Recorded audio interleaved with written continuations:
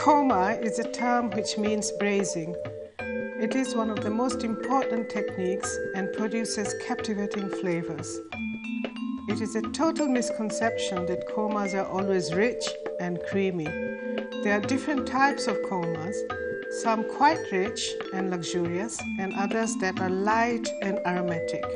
Some are pale and creamy, and there are those with a fiery-looking appearance with a taste to match. The difference lies in the regional practice of combining and blending the spices. This recipe comes from North India, which is rich and luxurious. Now we're going to cook chicken braised in cashew nut sauce. Chicken korma, as it's more commonly known. We're going to start by soaking the saffron strands in some hot milk. But before you soak them, you need to pound them so that you can bring out the brilliant color and wonderful flavor.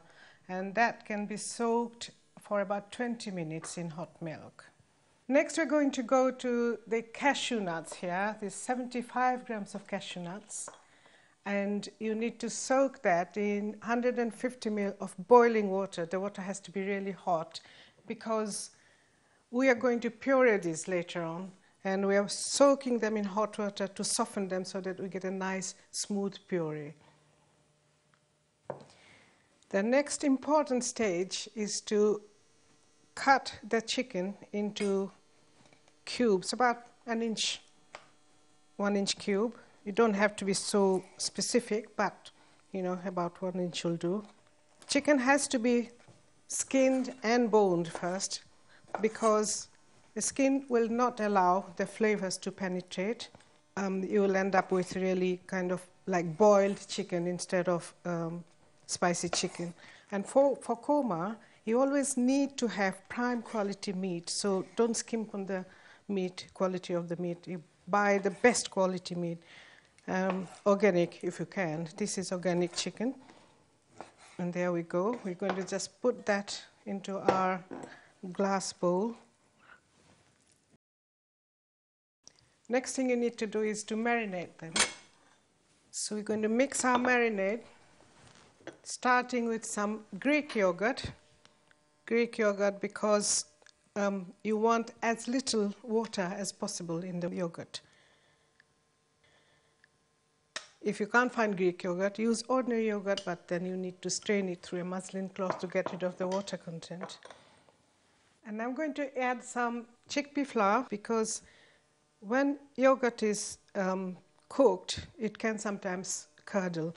This chickpea flour will stop it from curdling. So you need to mix the two together with a fork. You're just kind of stabilizing the yogurt now so that it's not going to split. And once you've done that, we're going to add some ginger puree and garlic puree. It's very easy these days because you can get garlic puree and ginger puree in all supermarkets. You don't have to actually peel garlic and ginger, puree them yourself. Of course, if you do that, you will get much better flavor. It'll be fresh. I prefer to do my own, but if you don't want to, you don't have to. It's that easy nowadays. So you're going to just mix that together. So that's all nicely mixed together now. Now I'm going to add the chicken to that.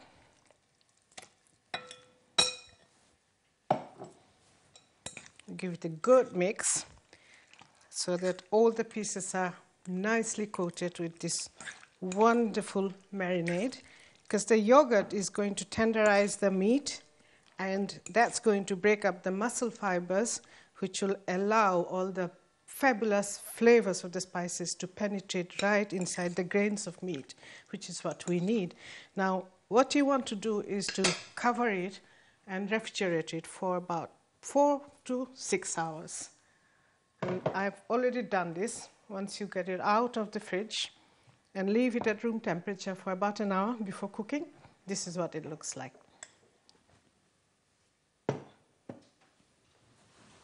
And now we're going to puree the cashew nuts, which have been soaking for about 20 minutes. And you need to put all the water that the cashew nuts were soaked in, and also 150 ml of single cream that goes in there.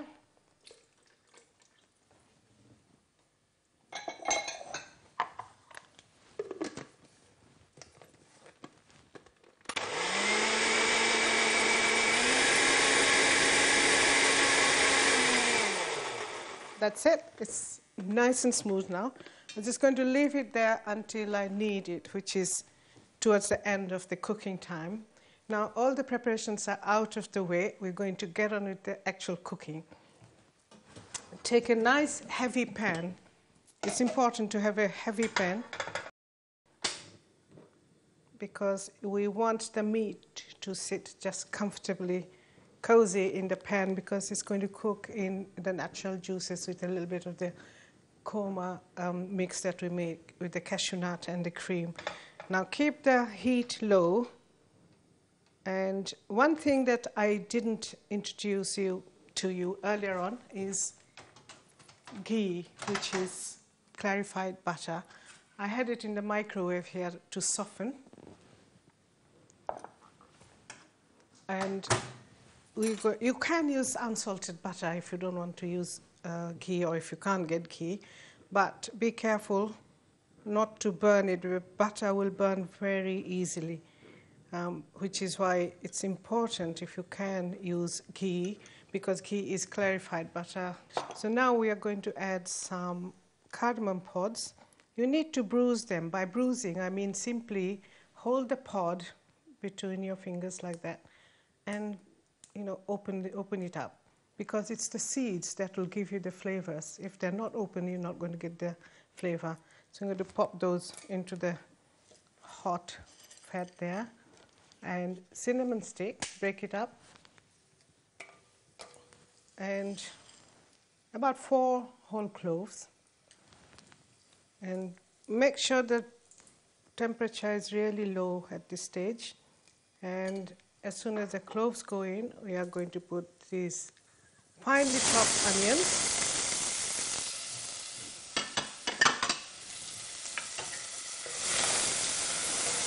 And this is actually the most important part of cooking any Indian food, any curry. You need to cook the onions to the stage where you actually remove all the moisture from the onions.